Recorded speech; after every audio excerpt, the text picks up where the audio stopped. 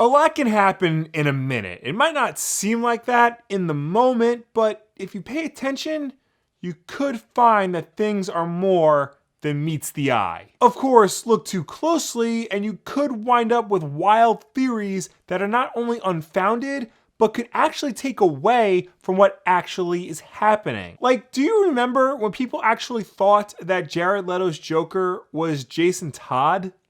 It's amazing the weird crap people think of. I say all this because last week we got our very first look at Robert Pattinson in the Batsuit. Sure, the video was only about a minute long and it was all in red, but it was enough to get people excited and interested and also start to come up with ideas as to what this version of the character would be like. Because even though we didn't see a lot, we saw enough to understand that this was going to be a very different version of Batman from what we've previously seen on screen. And I don't know about you, but I'm pretty excited for it.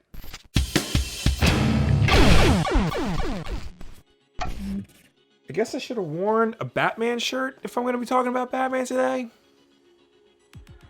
Oh well. So what exactly are we talking about here? Well, on February 13th, director Matt Reeves posted a camera test. This test was actually our first footage of Robert Pattinson in the Batman costume from the upcoming 2021 movie, The Batman. Now at first glance, there doesn't seem to be a whole lot there. The video actually starts with about 10 seconds of black screen, and Batman doesn't even come into focus until 21 seconds. At this point though, we do get to see a good look at the new bat symbol on his chest. From there, the camera pans up to slowly reveal a little bit more of the costume. We get to see his shoulders, the top of his cape, and even most of his mask. And then it's cut to black at the last 10 seconds of the video. Also, I should remind you that the whole thing is in red for some reason. It kind of obscures a lot of what we're looking at, but at least it looks cool. In fact, I kind of want to try it right now. Let's see if it works.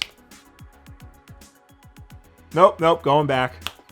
Should have just bought red lights if I wanted to do that. So yeah, on the surface, it doesn't really look like much. Just Robert Pattinson in costume stepping forward.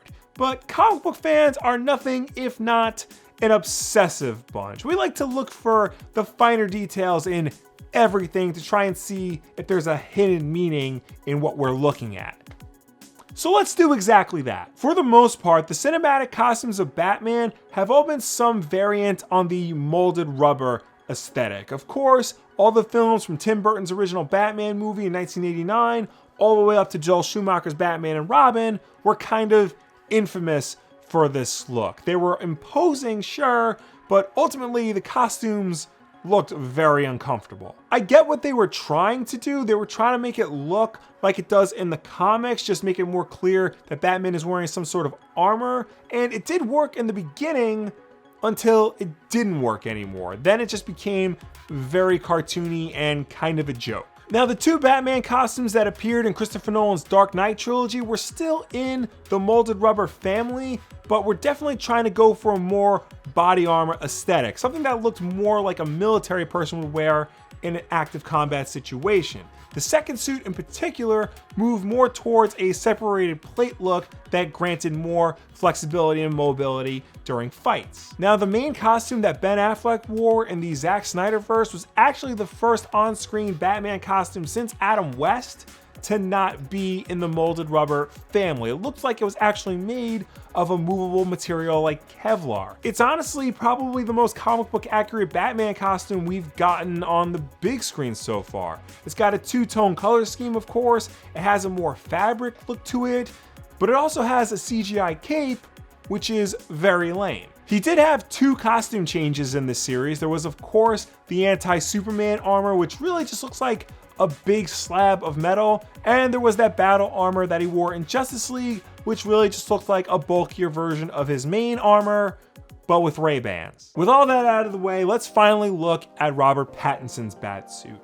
Right out of the gate, you can tell something is different with this guy. It clearly has a very metal look to it. It's definitely made of some sort of metal or a hard plastic that is a far cry from the black rubber of most of the other movies, or even the movable fabric that Ben Affleck would wear. In fact, it kind of looks like this suit drew some inspiration from Batman Arkham Knight. That suit had separated plates like the second Nolan costume did, but definitely had a more metal aesthetic to it, a literal suit of armor. And of particular note is the bat symbol on his chest. Now, whether intentionally or not, the way this symbol is shaped is very reminiscent of the original design that Bob Kane did for the character back in 1939. It's very simplistic, it doesn't have pointy ears like later designs did, but it is very clearly a bat. What has most people talking though is what this new symbol may or may not be made out of. See,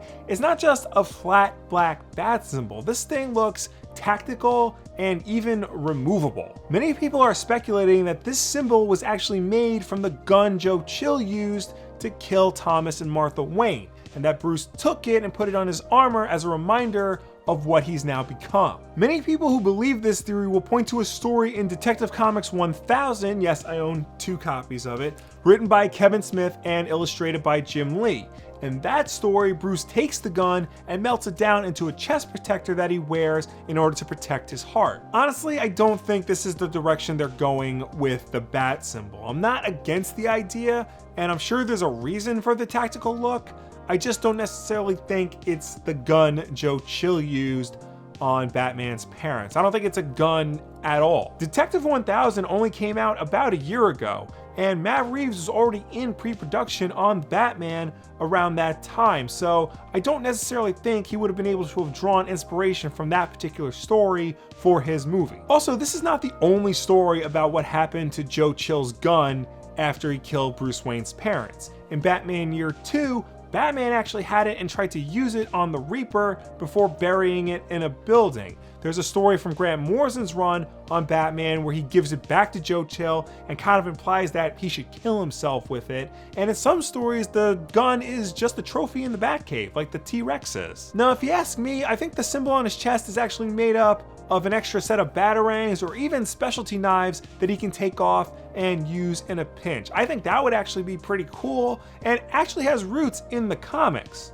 Granted, it's Tim Drake and he would use his R symbol as a throwable shuriken, but still. After we get a good look at the bat symbol, the camera does start to pan up and we get to see the rest of the costume, starting with Pattinson's shoulder pads. Now, at first glance, they do kind of look very similar to the second Nolan costume, but we do get to see Pattinson actually move his shoulders, and the camera actually makes a point of showing us that. Now, that may not seem like much, but to me, that gives us not only a great idea of how much mobility Pattinson has in the costume, but how much mobility the costume affords Pattinson. Remember, for the longest time, this was a character who couldn't turn his head in a movie. So much so, they made it a thing in The Dark Knight. You want to be able to turn your head. Sure made backing out of the driveway easier. So I think any time a filmmaker wants to show how mobile and flexible a Batman actor is going to be in his costume, I don't think that's a bad idea. But more importantly, at this point in the video, we get to see the top of Batman's cape. It drapes over his shoulders naturally in a more classical style, but not only that, we get to see Batman's collar. Now, no, a collar is not something typically on Batman's costume. There's precedent for it. It's mostly in Elseworld style tales like Gotham by Gaslight, and it looks pretty cool, but seeing it in the movie really does drive home the fact that this is going to be a very different Batman from what you're used to. Because again, for generations, the look of Batman has been a cowl with pointy ears that connects to a cape. To do something so different as to add a collar, you're pretty much just asking people to notice how different you're being. I really don't take good enough care of my stuff. This guy's all dusty. And then from there, the camera pans up one last time to finally reveal the mask, the iconic cowl of the Batman. Now, sure, the video is very dark and we don't get to really see a lot of the finer details, but thanks to some intrepid fans with access to good editing software, we can brighten that bad boy up and see just what our Pats is working with here. Once again, we have another piece of the costume that looks to be taking a break away from the tradition of on-screen Batman costumes. Previously, the Batman mask was pretty much just one solid piece of molded black rubber that the characters would put on their head like a fancy football helmet. This mask, however, actually looks like it might be made from stitched leather. In the brighter versions of this video, you can actually see the stitching in the mask, and it looks like it's made from the same material as the cape. This to me is the biggest change with Batman's costume, more so than adding a collar or making the bat symbol a tactical weapon. I'm not against it, I'm actually kind of interested in it, but my question is, why? Why go down this route in particular for the mask? Does this mean his costume is actually going to evolve throughout the course of the movie? Does he start with this leather mask and then eventually get a more traditional one by the end? It just seems very weird to me that they would give him a mask and a cowl that's made of a different material than the rest of his costume. Also of note, they didn't show us his ears. That is arguably the defining characteristic of Batman's look, and they don't even give us a hint as to what they're gonna look like. Now that may not seem like a big deal to you, but it actually kind of is. There are actually a lot of articles online written about the length of Batman's ears. I've only read about 2 of them, but the fact that they're there prove that Batman's ears means something. You make him too long and he just looks cartoony and silly. You make him too short and he's not really very imposing anymore. Now on the one hand, there's speculation that he might have short ears in the movie. On the other hand, there's speculation that he might have long ears in the movie.